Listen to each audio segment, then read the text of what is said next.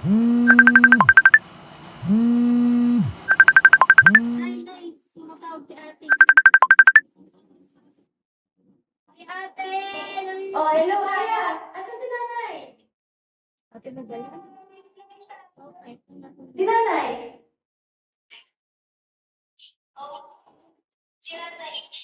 Oh, nay!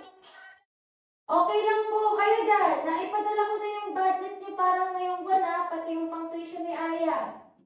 Thank you, ate. Maraming salamat, ha? Kamusta ka dyan? Okay lang ako, nay. Ito, ang favorite kong gawain, maglinis. Oh, Aya, mag-aral ka mabuti dun ha. Opo, ate. Ate, yung ano, ang sapatos ko, size 5. Oo, sige, sige. Oy, nay. Thank you, ate. Pasensya na ha, kung Oh. mabilis lang yung tawag natin. Baka kasi mahuli ako ng amo ko. Ingat kayo lagi dun ha. Mag-ingat ka dyan, ha? Oh, Aya, ikaw na Huwag ka bahala kay mapapatuloy yung nanay. college mo. Okay, ate. Ako na bahala kay nanay. Bye-bye. I love you, Bye. ate.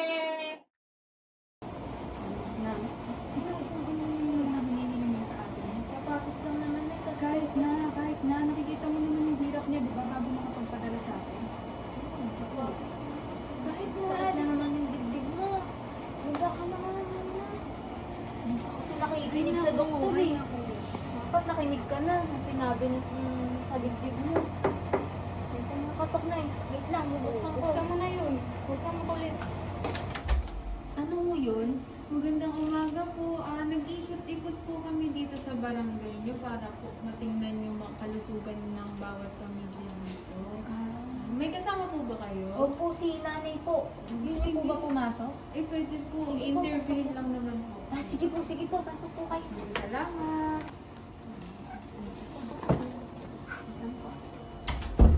Ay, sino yung pumatok? Yung nurse na nag-iikot-ikot daw sila. Nag-check up. Ano po?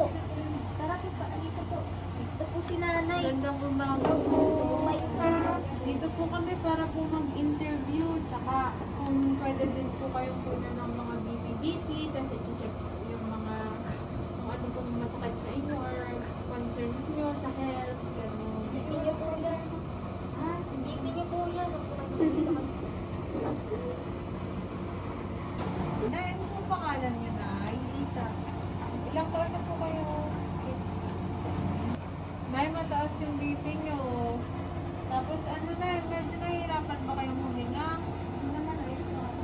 Or may masakit po ba? Saan bang masakit? Wala, yung dibdib ko lang po. Minsan din siya. Minsan lang. Nagpapacheck up po ba kayo sa doktor? Isang beses kasama ng anak ko. O, ano pong sabi ng doktor? Wala naman, ayos lang naman daw. Ayos ito.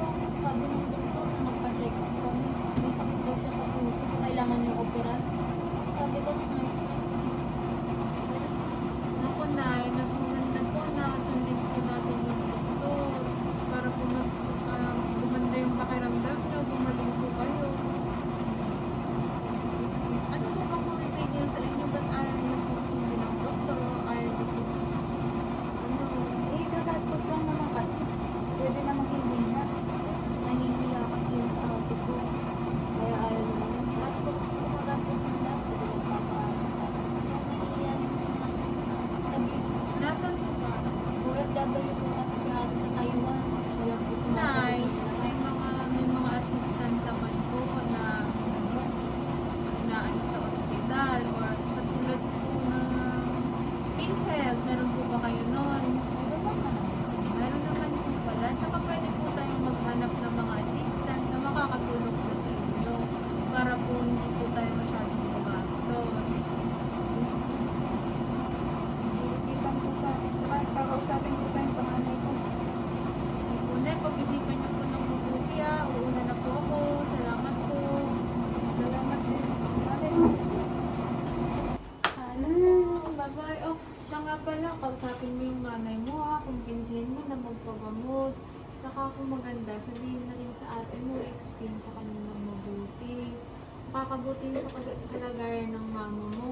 Opo, sige po, kukonvince ko po siya. Tapos lagi ko naman po pinabantayan si nanay. Pag may masakit din po, lagi ko siya. Tama yun.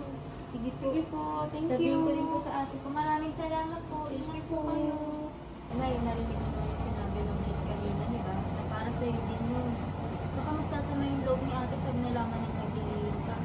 Gusto mo ba malalaman mo pag nasa ospital ka na? O kaya malala na yan? Siyempre ayoko. Pero tingnan mo naman kasi ang hirap ng ate mo doon, di ba? Naiintindihan mo rin naman kung saan nanggaling ako. Opo, Nay. Naiintindihan ko naman. Pero alam mo naman ikaw yung priority namin ni ate, di ba?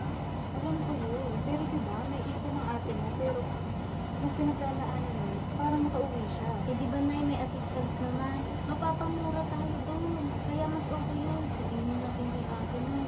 Sige, pag-iisip ako. Pagka hintayin natin ulit tawag ng ate mo, tapos sabihin natin. Sige po, Nay. Asan si nanay? Ayan. Pasensya na, ngayon ulit ako nakatawag. Sakto kasi umalis yung amo ko eh. Kumusta kayo dyan? Ba't ganyan yun? Ano yun? Anong problema?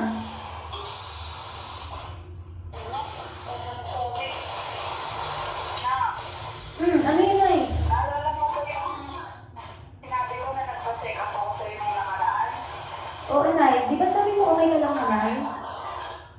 Oo. Pero kasi, nagsinungaling kasi ako sa'yo na sabi ng doktor may sakit daw ako sa puso na kailangan daw operahan. Eh, Nay, bakit naman ngayon mo lang sinabi? Kasi naman, nahihiya ako sa'yo. Wala mo nang gustusin. Nay, alam mo naman ikaw yung priority ko eh. Kaya nga ako pumunta dito eh. Asan si Aya? Usap namin ni Aya na sabihin sa'yo na magpagamot na yung nainom ko. Aya! May mga assistance din na pwede gamitin para masamahan tayo. Oo nga, sana kasi sinabi niya maagap eh. Eh kung